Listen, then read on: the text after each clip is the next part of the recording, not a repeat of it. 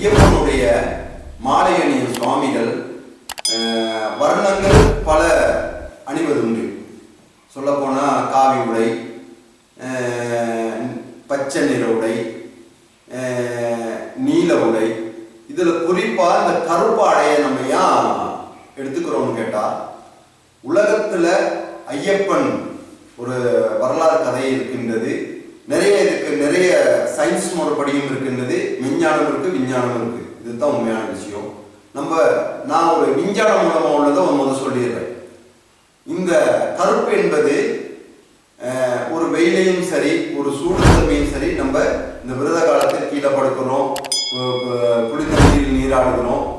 இந்த சூடு தன்மையை நம்ம உடம்புக்குள்ளே வச்சுக்கொள்கிற ஒரு இது இந்த கருப்பாடை இருக்கு. அது மட்டும் இல்லாமல் நம்ம செல்றோம் காட்டு வழி பயணம். இப்போ சபரிமலையில் நிறைய லைட்டிங்லாம் போட்டிருக்காங்க, நிறைய விடயங்கள்லாம் இருக்கு. ஆனால் அந்த காலத்தில் தனி காட்டு வழி பயணம் தான். அப்போ இந்த கருப்பாடை இருந்தால் அந்த காட்டு வழி பயணத்துக்கும் இல்லைன்னு சொன்னதான் இது ஒரு விஞ்ஞான முறைமையான ஒன்று. ஆனால் இறைவன் வகுத்த இந்த கருப்பாடைக்கு ஒரு நீதி என்னென்றால், நம்முடைய இந்து சமயத்தின் ஒரு முக்கியமான விடயம், இந்த கருப்பு ஆடை மிக பிடித்தது சனீஸ் பகவானுக்கும் யமதர்மனுக்கும். இந்த இரண்டு பேருமே நம்முடைய நம்ம வாழ்ந்த வாழ்க்கையில் நியாயத்தை, நம்ம எந்த வழியில் நம்ம வாழ்ந்தோமோ நம்முடைய பாவ புண்ணியத்தை பார்த்து நமக்கு நன்மை கொடுக்க வேண்டியவங்க. ஒருவர் வாழும் முறையே சனீஸ் பகவான் வாழும் காலத்திலேயே நமக்கான பூர்ண ஜென்ம பிறவியின் கர்மாவா இருந்தாலும் சரி, இந்த ஜென்மத்தின் கர்மாவா இருந்தாலும் சரி, அதை கொடுக்க வேண்டியவர் சனீஸ் பகவான். நம்ம இறந்த பிறகு நம்மளை யமலோகத்துக்கு கொண்டு போயிட்டு நம்முடைய பாவ புண்ணியத்தை பார்த்து நமக்கு பாவ புண்ணிய கடமையை கொடுக்க வேண்டியது யமதர்மன். இந்த இரண்டு பேருக்குமே இந்த கருப்பு பிடிக்கும். அதுல முதலாவது சனீஸ்வரன் நான் சொல்லுகிறேன்.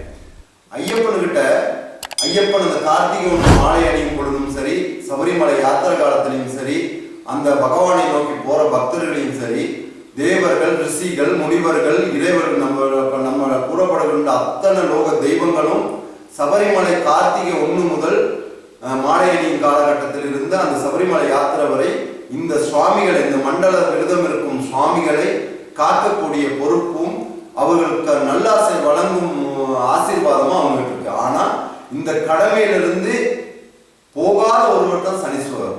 ஒரு மனிதன் பிறவியா பிறந்தால் அவருக்கு அவருடைய பார்வை அவர் மேல பட வேண்டும். 7 சனியா இருந்தாலும் சரி, அட்டம சனியா இருந்தாலும் சரி, பாத சனியா இருந்தாலும் சரி, ஒவ்வொரு காலகட்டத்தில் அந்த மனிதன் வளரும் பட்சத்தில் அவரை பார்க்கவே வேண்டும்.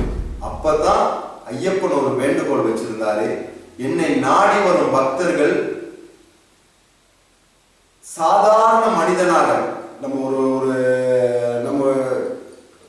நம்முடைய ஜாதகத்தின் 7 சனியா இருக்கலாம், எதா இருந்தாலும் பெரிய கோடீஸ்வரனா இருந்தாலும் ஏழை ஆகிடுவான். இதே கோடீஸ்வரன் பணக்காரனா இருந்தாலும் மன நிம்மதி இல்லாமல் அடைவான். அவனுக்கு என்ன புத்தி மாறாட்டம் போய் என்னென்னமோ நிலையெல்லாம் மாறிடுவான். அது அத்தனையும் மாறி ஒரு நிலையை இல்லாத தடுமாறி நிற்பான். ஒரு நல்ல சுத்தமான ஒரு வெள்ளை கலர் வேட்டி கூட இந்த மாதிரி கருப்பாகிடும்.